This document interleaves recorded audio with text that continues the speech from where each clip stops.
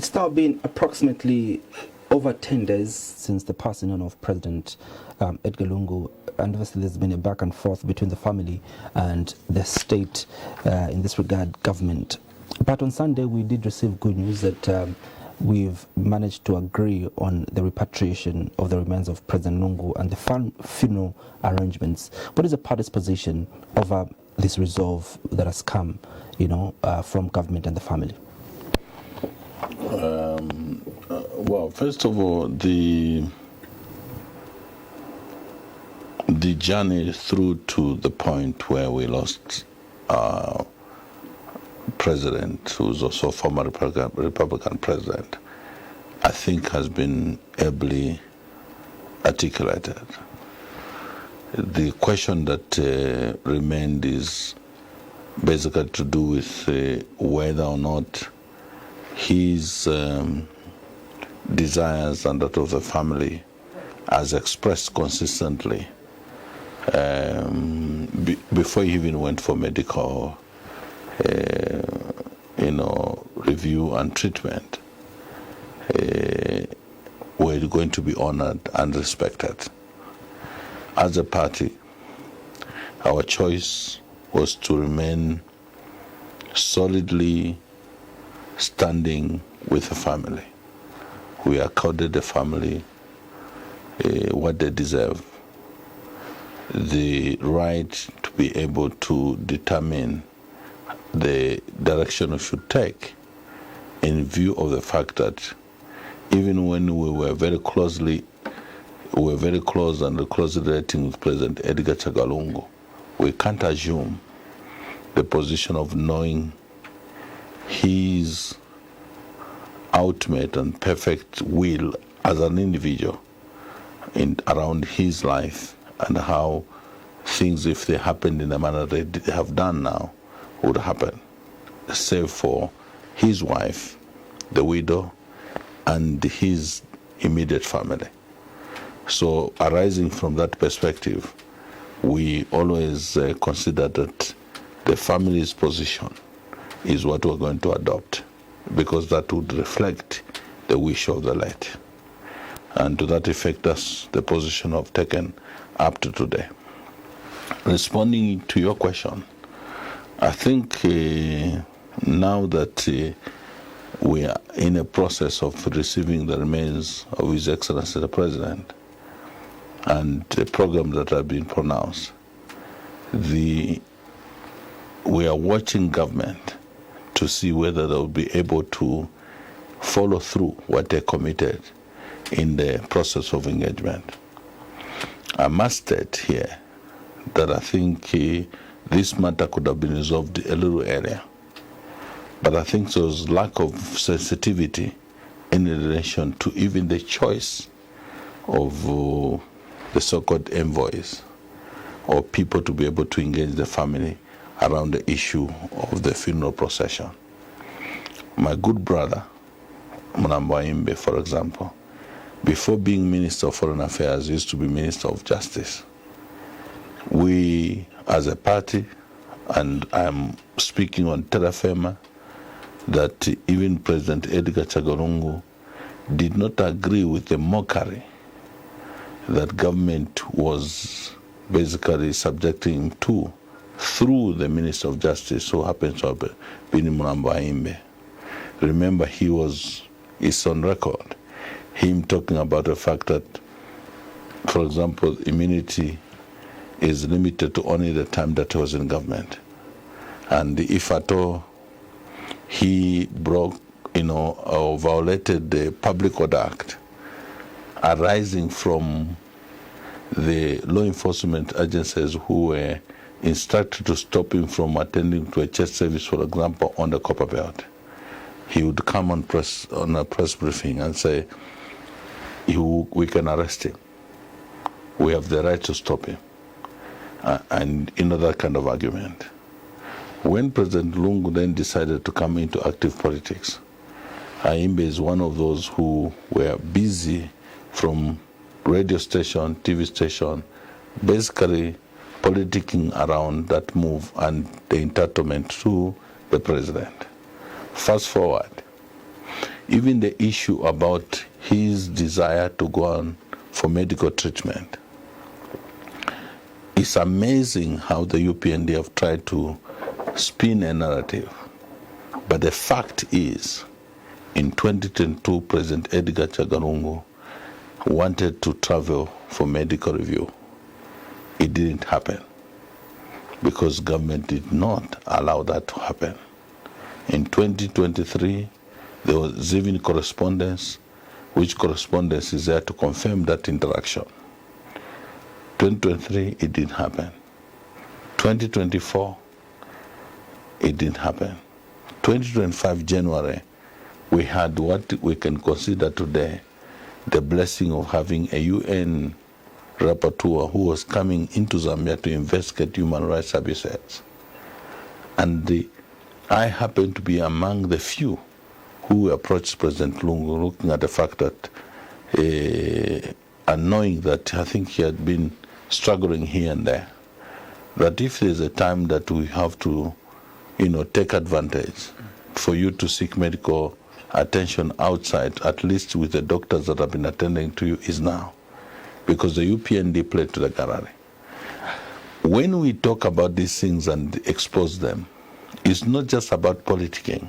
It is about generating a conversation for all of us collectively as a people in Zambia, using this moment and opportunity we have in the death of Edgar Chagwa Lungu to interrogate whether or not, as a people, we want this trend to continue.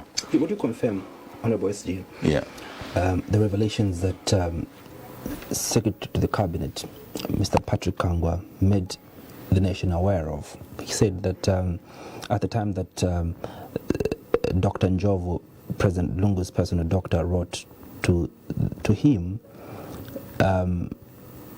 of informing government that President Lungu would like to go for his checkup in South Africa. The government was in full support, and that actually offered to support President Lungu, even when Wallace he was in South Africa, to pay for his medical bills. But President Edgar Lungu denied. Would you confirm that? Let me put it into perspective, at least to what I can authoritatively speak to. Okay? The president wanted to go for medical review in 2022. Okay? Government did not allow him to travel. And the reasons that were advanced did not make sense. Okay? He then decided to write that he should be able to travel for medical review. Government responded. I think there's even a letter circulating. You can read it for yourself. Then later on, there was further correspondence where President Lungu requested that he needed to go for medical review and be also for treatment. Government said they didn't have money for him to travel. Okay? And then he responded by saying, I am just basically informing you for purposes of information to government. I'm willing to support and finance my trip. You do remember that at some point he did attempt to travel and he was stopped. It's in public domain. He was checked in, his luggage checked in, and then in the process, immigration were consulting everyone, and then they told him, you can't travel.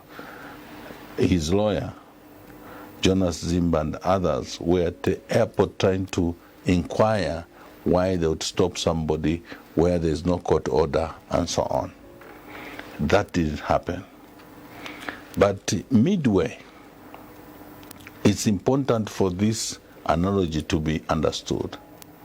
We had a former president from Kenya, for example, from Tanzania, President Kikwete, who came to express what he termed concerns by the sitting president around his President Edgar Chagwa Lungu's political activities, and that your brother is uncomfortable with your political activities. Is there a way that you can comfort him by completely disengaging politically?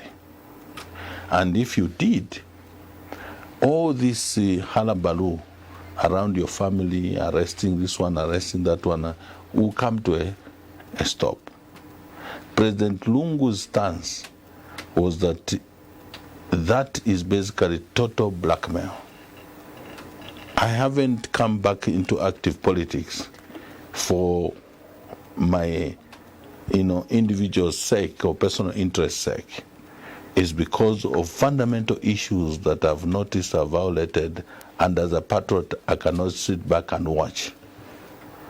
Among them is to do with institutions of government, parliament, ECZ, the judiciary, and of course, the attempt to have PF destabilized by having the involvement of government, even at the level of president, in the affairs of Patriotic Front, which is in public domain.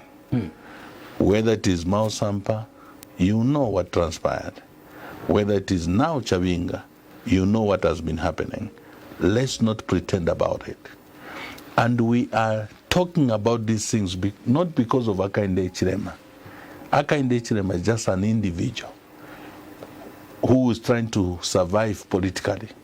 This conversation is about a country and our governance system that we have chosen for ourselves, which is basically a democratic system. So when we are raising these questions, and the conduct of the current president of the Republic of Zambia is in the interest of not only the current situation, but also the future. Okay?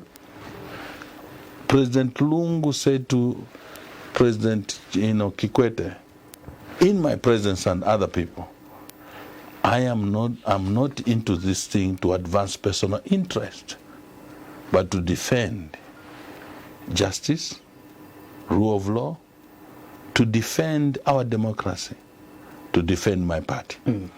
Now, before you ask another question,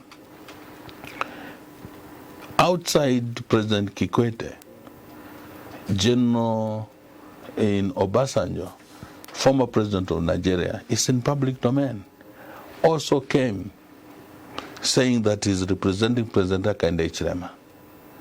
And he also presenting similar views. So if people are suggesting that President Edgar Lungu, indeed the family, were trying to negotiate around this whole thing, this could have been achieved way before even President Lungu died. But principally, President Lungu, the family, said it's not about us, it's about a country, it's about a party. So those who are trying to insult President Lungu in his death, suggesting that the family are trying to use his death to negotiate for personal interests, is another way of betraying one Edgar Chagwa Lungu sacrificed everything, including to a point of death, in pursuit of the fact that this country requires that we, stop this drive to destroy our democracy, this drive to destroy institutions of government. I don't know if you